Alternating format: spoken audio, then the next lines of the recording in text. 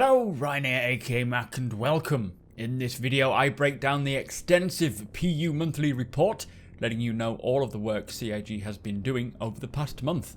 Before we begin, these videos are made possible by my patrons and channel members, so a massive thank you to them, in particular to Rathium for upping their pledge, and to Mark Cadau for joining. Thank you so much for the support. So kicking off with combat AI, realistic firing work has continued, including the implementation of physical ammo boxes and ammo refill behaviours. They also added functionality to swap weapons, so NPCs no longer need to execute the unequip-equip flow to transition from one to another, which will also empower animators to create smooth transitions when swapping weapons.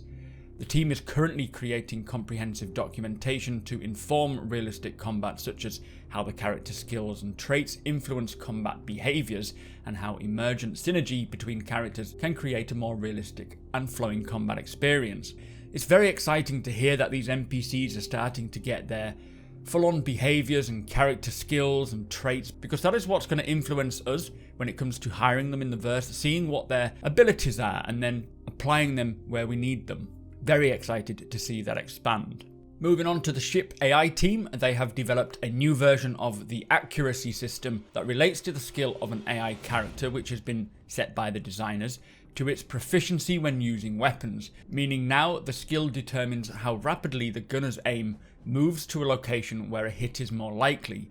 Aiming error is a dynamic variable that changes depending on how fast the target moves relative to the shooter. So for example, if a player is almost stationary, the AI will shoot more consistently, forcing players to perform defensive maneuvers. Now this system also applies to all AI, including all variants of turrets and FPS combat, and furthermore, ship and turret AI can now use charged weapons correctly, providing that their fire actions permit it, such as the Idris railgun. For social AI, they have created documentation and examples to allow designers to replicate the bartender functionalities in multiple vendors, which allows them to quickly populate the world with an initial version of interactive characters capable of selling different types of goods. They've also done multiple fixes for the released bartender scenarios and for the general population in the PU. They still have several standing on chair bugs to rectify, they say, but iterations have revealed several edge cases on how various systems interact, including networking, streaming, the actor state machine, usables, and navigation. So hopefully they can get to the point where they remove all these standing on chair bugs. That would be nice. But it just goes to show that taking this bartender, which was the initial setup for the AI vendor, now they are beginning to apply it to all of the other AI in the verse. Just bringing a bit more life to the verse. This will be in shops selling weapons, on carts selling food, pretty much everywhere. So for general AI, the team added pause and resume functionality to the movement system. So now patrol paths can request an NPC to wait in a specific location for a little while, then restart the movement at any given time if the conditions are met. I can't wait to have AI patrolling my bases. It's going to be so cool. For animation, they spent time working on the object and grenade throwing, knockdowns and knockbacks, and several new weapons. They also further developed AI interactions with seats in capital ships, the bartender, ship inspections, and progressed with their work on NPC ammo retrieval. Plus they continued creating the female player faces and emotes. For environmental art, they spent the time this month utilising the tech delivered last month to get Pyro 6 to the white box complete stage. Currently they are placing ground textures, objects and scattering logic using the paintbrush system. Once the biomes and brushes are finalised, a final painting pass is done to ensure meaningful distribution and a good global read. Pyro 5's moon also entered production. Pyro 5 is a gas giant, so we're not going to see that until around the same time as Crusader comes. But the team said in regards to Pyro 5's moons, this is great timing for the team as it lets all of the artists grab one moon and just go crazy with the new tools. They have a clear idea of how to use the new tech, but this is also a good opportunity to see how the artists go about making a new planet from scratch and use slightly different workflows. Very excited to see the different types of environments they can create. One of the hopes for this tech, they said, is that along with better visuals, new planets will be created much more quicker than previously possible. All very important to getting the 100 systems with X amount of planets as well. Stanton's planets and moons are currently being updated with the latest tech as well, although this is predominantly for technical reasons. I wonder if that could be around the mining veins, I wonder. We'll see. Progress was also made on Crusader with R&D underway into flow maps to bring the gas giant to life. So on to ship art. In the US, the ship team continued working through the final art stage of the Mercury Star Runner, with some areas heading into flight ready phase, including damaged geometry. Additional detail is being applied to the interior rooms, and a functional dashboard with articulating buttons is in development. This will include independent power controls for various systems, weapons controls and more. Each system is planned to have built-in feedback to allow players to see the state of each system at a glance and identify if damage is preventing a system from working. This is coming along so well, and to talk about a functioning power control dashboard which allows you to see the status of and interact with various systems has got me very excited. This is pretty much multi-crew, if you ask me. Giving another member on board controls to systems, I just can't wait. The UK-based team continued their work on the Hercules, with focus on the habitation areas, taking them to the final art stage. The lift and cargo hold also made progress, and the corridor connecting to the bridge was completed, including suit lockers, escape pods, and several component bays. As a Hercules owner, I think I speak for everyone when I say hell yeah! Finally, for the ship team, the Origin 100 series is now art complete and has been handed off to the other teams, while the Asperia Talon is in the final art stage and receiving a detail pass. So some amazing progress there with those ships. Very excited to see the Hercules whenever that will come, but also the Star Runner. Now, onto weapon art. They continued with the Bearing BR2 shotgun, which received its final game-ready setup and level of detail pass. The Bearing GP33 grenade launcher, which we saw on Inside Star Citizen just yesterday, received an additional pass to adjust some of the rig and ammunition setup. The Bearing Mark IV grenade was updated to support the new throw feature and gained a visual indicator to show the cooking timer before it's thrown. I think this indicator is a flashing red light rather than like an on-screen UI thing, which I do prefer. I also hope it means that they can get rid of the UI that shows you the location of a grenade, because hopefully the red glowing flashing light would be enough of a warning to say, you know, get the hell out of there kind of thing. Hopefully that's the case. Anyway, grey box work continues on automatic defense turrets, and the team looked into missile and missile rack metrics to ensure the props work with all massive variants. Now, these defensive turrets are going to be found on space stations and areas and green zones for the eventual removal of armistice zones. So, for the audio team, they have tackled the audio for the BR2 shotgun, trying to find the right balance between sci-fi and traditional ballistic sounds. They have also been composing the music, ambiences and walla for the upcoming cargo and refinery decks, including the affiliated shops, with the audio team saying walla is essentially the sound of crowds, this sort of rabble that you might be familiar with. In the cargo deck there are a bunch of NPCs, and walla helps to give the area a lot of life and feeling of business. They also brought the refactor to the footsteps system to improve the audio on different surfaces, making it more responsive to player movement. They also worked on the Origin 100 series, looking at sound effects for moving parts and setting up ambiences and thrusters. The coming month will see them move on to the death mask and internal damage, and support was given to throwing, which updated grenade sound effects. The team is adding additional audio feedback for when the player ships take damage. So for example, when a ship loses a wing, a thruster or a weapon, players will hear it happening. This I really like the sound of. I feel it's super important to know and hear what is happening with your ship for understanding what's going on, but also just for that immersive feel. Hearing things breaking off your ship in the actual point of breaking is going to make it sound like a really true spaceship feel. Very excited to hear that. They've also evaluated the mix levels across the game and helped with the force reactions feature to enable correct audio when players fall and hit different surface types. Very nice. Finally, for the audio team, a new version of WWise was implemented. WWise is the sound software that Star Citizen uses. This gives the sound designers more tools and freedom, and could also improve sound stability and prevent a few ongoing audio related memory issues, meaning that players wouldn't lose sound in game. It would be absolutely great if they could fix those issues. Nothing more immersive breaking than when your sound either doesn't play correctly or just doesn't play at all and you're just left in this void. So hopefully that can fix that up. Finally, for the audio team, several bugs in the VoIP and FOIP system were fixed as well. So on to backend services. Changes and fixes were made to the wallet service as it was running hot under load, with the entitlement processor updated to support the upcoming super cache, which should result in much better and more efficient use of the CPU for this service.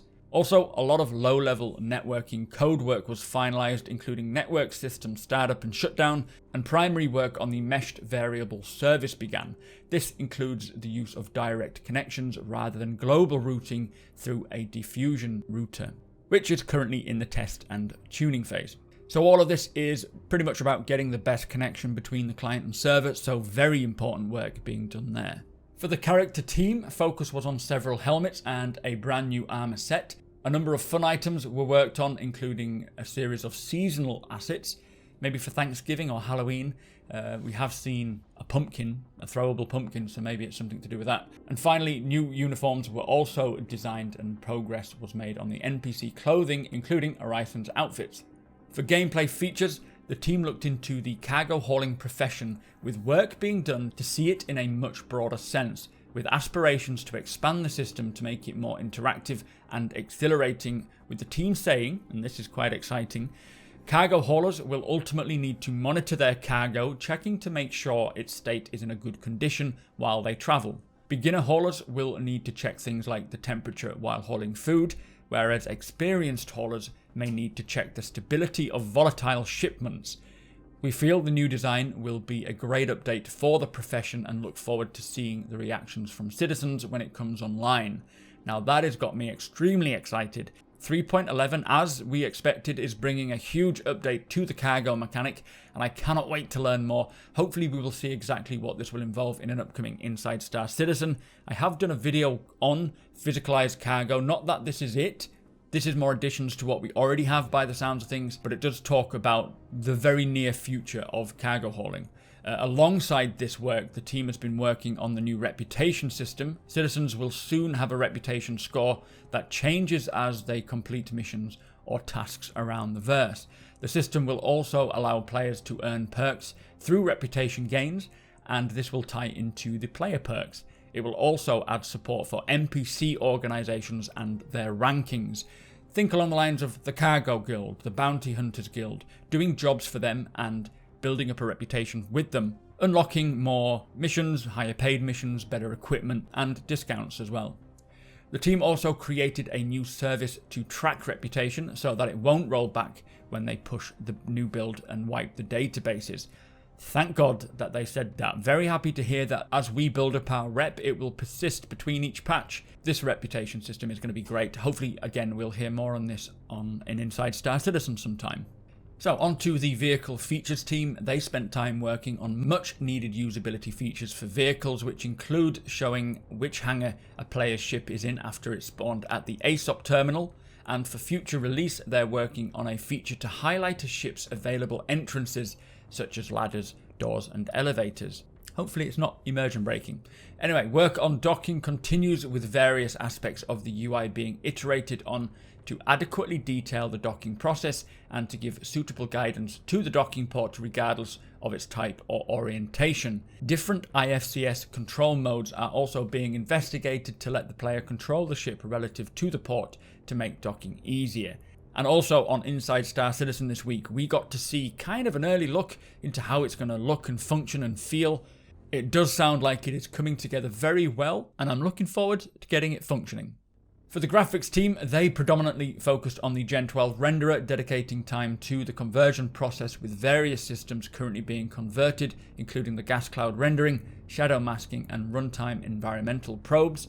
Improvements were made to the rendering API to allow simpler and more robust client code that's less prone to human error.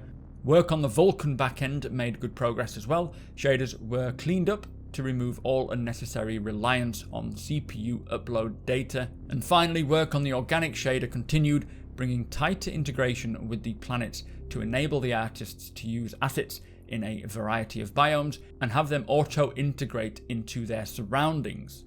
Level design continued to work on the new rest stop interiors, ensuring space for future expansions within each layout, and Horizon is progressing well, recently transitioning from white box to grey box. The lighting team put the finishing touches on the upcoming cargo decks, which involved lighting the interior floor space, accompanying shop locations, and new exterior add-on modules, ensuring they visually integrate with the rest of the station. And we got to see a bit of this on Inside Star Citizen. Very confusing as to how they're going to work and how we're going to enter them, but they do look quite impressive. The lighting team also began preliminary work on Horizon, ensuring it's done right for performance reasons, and research and development work is still ongoing to improve NPCs and character lighting comm calls. New tech is being developed to spawn a dynamic lighting rig onto the character, which takes into account the surrounding environment lighting and reprojects it directly onto the character's face, which has the potential for more cinematic lighting on NPC interactions irrelevant of the environment. So the narrative team continued with the ongoing development of Horizon, with additional layers of detail being added as work progresses. For 3.11, the narrative team wrote new mission contract text, journal entries and item names, and descriptions were handed off to design, along with write-ups on a few expanded laws. The bartender received many improvements, which will hopefully make their way to other shopkeepers and vendors in upcoming releases. Now on to props. Work continued on the cargo deck props, with consoles and material work completed for various heavy machinery. A pass was completed on the larger cargo containers, adding more branding and creating a less demanding background dressing set. Also, a new set of screens was created to support the conversion to building block elevator screens, which will replace the old manual buttons.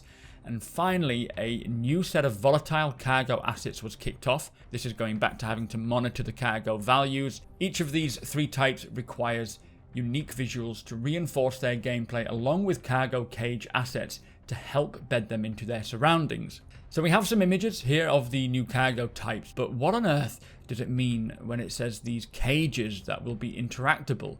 How are they going to work in game? I would love to know your thoughts, because without object push and pull, we're not able to yet move these larger boxes around the environment. So how are these cages going to be interactable? Props also supported the new push and pull feature work, which involved the conversion and technical setup of some existing trolley props. So this is kind of going back to what I'm saying. You can see all these trolleys and these flatbeds and things around the environment. They're just props at the moment, but obviously the team are now making them actually functional and usable, but object push and pull isn't coming in until 3.12. So it'll be interesting to see if these new cargo types are for 3.11 and how we're going to interact with them, and if these cages are going to be part of that. We need more information. Anyway, onto the QA team. They had to check all NPC heads in-game, as they have changed the proto head request that affects how AI were procedurally generated. Moving on to Turbulent, they delivered a new iteration of the CIG Trace Visualizer that enables game masters to easily visualize and compare player movement for given periods. And a full rework of how in-game notifications are managed is currently in progress, saying that the notification service has reached its first milestone, which enables other teams to start integrating new notification processes. Very nice to hear this. Hopefully we can toggle mission notifications off. That would be nice. Maybe just silence all notifications or pick which ones we want. Also, significant effort was investigated in building the new backend architecture to facilitate higher player concurrency on game servers. So for UI, the team have been polishing the personal inner thought system and the external inventory system. New concepts for holotech were devised for the vehicle feature team, while adverts and branding for the cargo decks were created for the environmental team. They have created new designs for the reworked star map, saying, while it shouldn't be expected anytime soon, we know that it's a piece of core functionality that you will use regularly, so we want to improve the experience of doing so. The revised star map is something I'm very excited for. The current one, as cool as it looks, is very difficult to use and doesn't always work correctly, so this will be a nice addition. I think it's going to look something similar to what we saw on Tony Z's Quantum system. They also began looking into various fonts used throughout the game with the goal of unifying and updating them. And finally, the UI tech team worked on canvas slicing tech, which will give other teams more freedom to add 2D and 3D spaces via building blocks.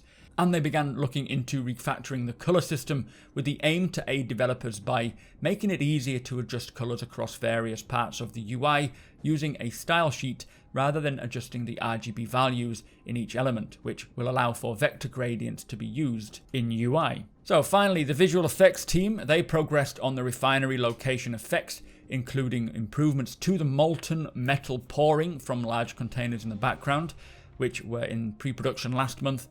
They also made capital ship improvements, specifically the way gradual damage reads across the hull. Work continued on the fire hazard propagation prototype, this time focusing on networking to make sure that it's adequately synced between the client and server.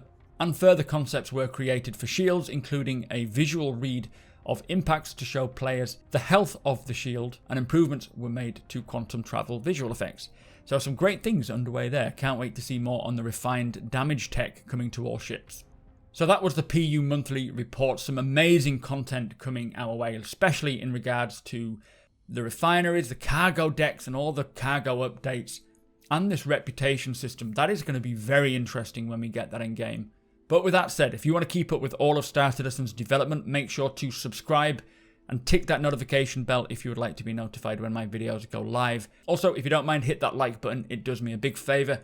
And come and hang out over on twitch.tv/supermacbrothers Ryan. Everybody is welcome. Thank you again to my patrons and channel members. Thank you for watching, and I'll see you next time.